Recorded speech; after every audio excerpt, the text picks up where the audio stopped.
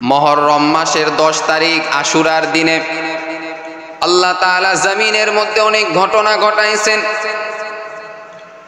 আল্লাহ তাআলার নবী পয়গম্বর সাল্লাল্লাহু আলাইহি ওয়াসাল্লাম বলেন, আফজলুস সিয়ামি বাদা রমাজান শাহরুল্লাহিল মুহররম।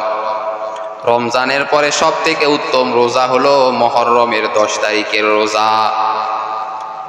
এই 10 তারিখে অনেক ঘটনা আল্লাহ ঘটাইছেন। আল্লাহ তাআলা পয়গম্বর নূহ আলাইহিস সালামকে আল্লাহ তাআলা যখন নূহ আলাইহিস সালামকে বলেছিলেন, ও নূহ, তোমার কওমের লোকদেরকে তুমি ইসলামের দাওয়াত দাও, ইসলামের দাওয়াত দাও, এক আল্লাহর ইবাদতের কথা বলো। পয়গম্বর নূহ আলাইহিস সালাম তার উম্মতদেরকে ইসলামের দাওয়াত দিলেন, এক আল্লাহর ইবাদতের কথা বললেন। অল্প কিছু লোক ব্যতীত, অল্প কিছু মানুষ ব্যতীত অধিকাংশ মানুষ নূহ আলাইহিস সালামের কথা শোনে নাই। মাত্র 40 জোড়া মানুষ ছাড়া নূহ আলাইহিস সালামের কথা কেউ শুনল না। নূহ আলাইহিস সালাম একদিন, 2 দিন, 3 দিন আল্লাহর ইসলামের দাওয়াতের কাজ করে নাই, বরং নূহ আলাইহিস সালাম 950 বছর ধরে দ্বীনের দাওয়াত দিয়েছেন। 950 বছর ধরে মেহনত করেছেন। 950 বছর ধরে নূহ আলাইহিস সালাম ইসলামের দাওয়াত দিয়েছেন, এক আল্লাহর ইবাদতের কথা বলেছেন।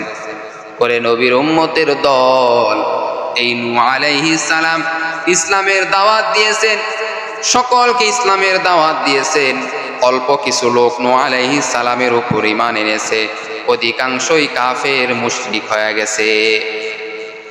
আল্লাহ তাআলা সঙ্গে সঙ্গে জানা দিলেন, ক্বালা নূহুর রাব্বি লা তাযার আলাল আরদি মিনাল কাফিরিনা দাইয়ারা।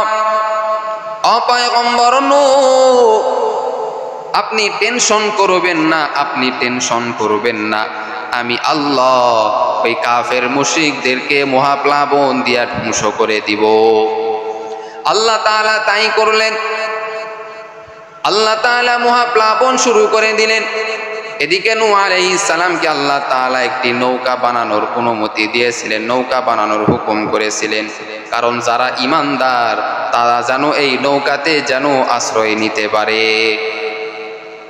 আল্লাহ তাআলা মহাপ্লাবন শুরু করে দিলেন। আসমান থেকেও বৃষ্টি, জমিনের নিচ থেকেও বৃষ্টি, এমন ভাবে বৃষ্টি আর বৃষ্টি, পানি আর পানি, যার কারণে সব কাফের মুশরিকেরা ডুবে মৃত্যুবরণ করলো। এদিকে নূহ আলাইহিস সালাম নৌকাতে ঈমানদার ব্যক্তিদেরকে নূহ আলাইহিস সালাম নৌকাতে উঠাইলেন। নৌকাতে উঠানোর পরে ওই নৌকাটা চলা শুরু করলেন। চলতে চলতে এক পর্যায়ে জুদি নামক পাহাড়ে এই নৌকাটা ভিড়ে গেলেন। আর সেই তারিখটা হলো 10 মুহররম আশুরার দিনে। এই জুদি নামক পাহাড়ে এই নৌকাটা ভিড়েছিল 10 মুহররম আশুরার দিনে। আল্লাহ তাআলা পয়গম্বর নূহ আলাইহিস সালাম এবং তার সাথী সঙ্গীদেরকে আল্লাহ তাআলা এইভাবে তাদেরকে বাঁচাইছেন, রক্ষা করেছেন। করে নবীর আশিক উম্মতের দল এই 10 তারিখ মুহররমের 10 তারিখে পয়গম্বর ইউনূস আলাইহিস সালামকে আল্লাহ তাআলা মাছের পেট থেকে বের করেছেন, তাকে নাজাত দিয়েছেন। এরে আল্লাহর বান্দা, এই 10 তারিখ আশুরা মুহররমের 10 তারিখের অনেক ফজিলত, অনেক ফজিলত। এরে আল্লাহর বান্দা, হযরতে ইউসুফ আলাইহিস সালামকে আল্লাহ তাআলা ওই কুয়া থেকে আল্লাহ তাআলা ইউসুফ আলাইহিস সালামকে বের করেছিলেন, কুয়া থেকে নাজাত দিয়েছিলেন। ইউসুফ আলাইহিস সালামকে আল্লাহ তাআলা বাঁচাইছিলেন এই 10 মুহররম আশুরার দিনে। এজন্য বাবা, এই 10 মুহররম আশুরার দিনের অনেক গুরুত্ব রয়েছে, অনেক ফজিলত রয়েছে। কারবালার ময়দানে ইমাম হুসাইন রাদিয়াল্লাহু তাআলা আনহুকে এই 10 মুহররম আশুরার দিনে ইমাম হুসাইন রাদিয়াল্লাহু তাআলা আনহুকে হত্যা করা হয়েছে। কঠিন সেই দৃশ্য, কঠিন কঠিন সেই ঘটনা রে বাবা।